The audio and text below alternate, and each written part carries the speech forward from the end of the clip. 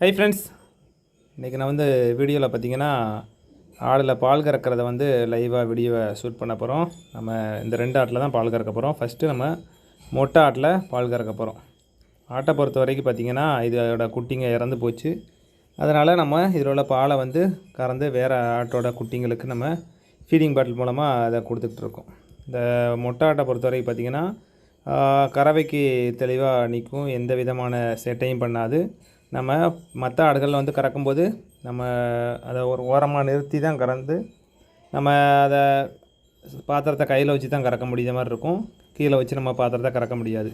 ஆனால் நம்ம மொட்டை ஆட்டை பொறுத்த வரைக்கும் நம்மகிட்ட ஒரு 2 வருஷமாக இருக்கிறதுனால நம்மகிட்ட நல்லா பழக்கமானதுனால அது நமக்கு கறவைக்கு அனுமதிக்கும். அதுபோக பார்த்திங்கன்னா பாத்திரத்தை எத்துறதோ அதை பாலை கொட்டி விடுறதோ இல்லை மொத்தமாக பாலை நமக்கு அது மடியில் உள்ள மொத்த பாலையுமே நமக்கு பாத்திரத்தில் கறக்கிற அளவுக்கு இறக்கி கொடுத்துரும்.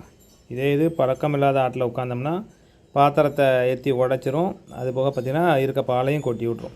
அதுபோக பார்த்துக்கிட்டிங்கன்னா ஆடு பழக்கமுள்ள ஆடுகளாக இருக்கும் பட்சத்தில் நம்ம கறக்கும்போது இது போல் அசைவு எடுக்கும். அசைவு எடுத்தால் தான் முழுமையாக அது மடுவில் உள்ள பால் எல்லாத்தையுமே நம்ம கறந்து எடுக்க முடியும்.